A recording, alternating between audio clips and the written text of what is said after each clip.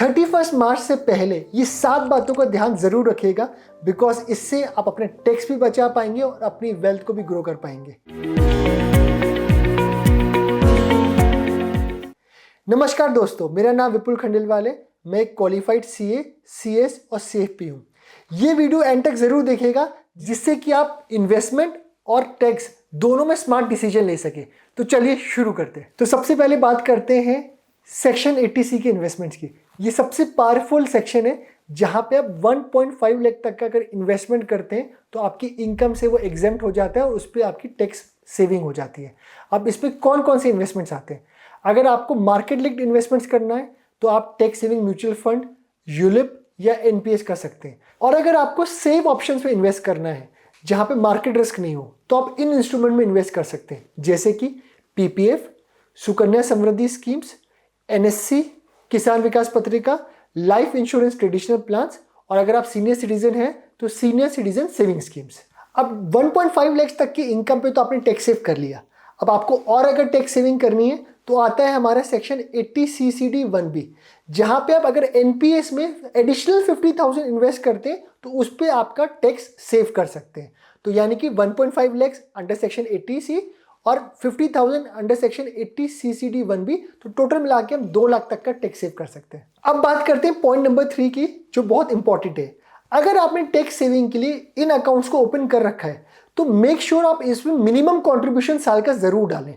जैसे कि एनपीएस में साल का मिनिमम कॉन्ट्रीब्यूशन है 1000, पीपीएफ में मिनिमम कॉन्ट्रीब्यूशन है 500 और सुकन्या समृद्धि में मिनिमम कॉन्ट्रीब्यूशन है 250।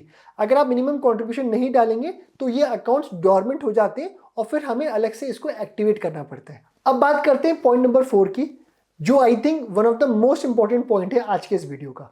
वो है tax harvesting. Equity, mutual funds और स्टॉक्स में अगर आपको लॉन्ग टर्म कैपिटल गेन है तो 1.25 लाख तक का गेन आपका साल में एग्जेम्प्ट होता है, आपको कोई टैक्स पे नहीं करना पड़ता।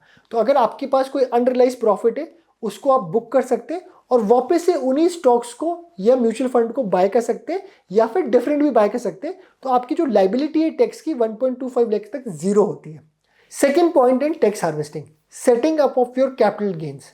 अगर आपके पास करंट ईयर में शॉर्ट टर्म या लॉन्ग टर्म कैपिटल गेन्स है तो उसको आप अपने पोर्टफोलियो में अनरियलाइज्ड लॉसेस से सेट ऑफ कर सकते हैं।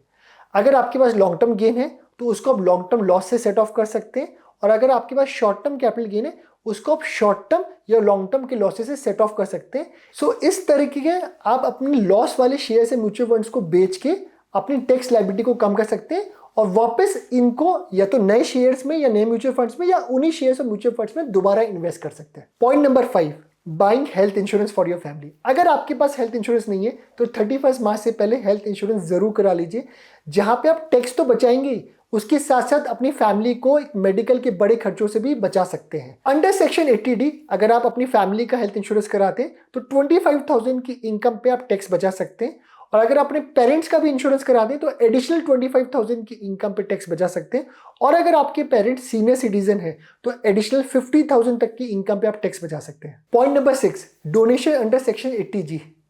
अगर आप किसी स्कूल, कॉलेज, हॉस्पिटल्स या रिलीजियस ट्रस्ट में डोनेट करते हैं 31 मार्च से पहले तो आप कुछ अमाउंट उसमें से अपना टैक्स को बचा सकते हैं। पॉइंट नंबर 7, जो कि हमारी बोनस पॉइंट है, जो 31 मार्च नहीं उसके बाद से रिलेटेड है।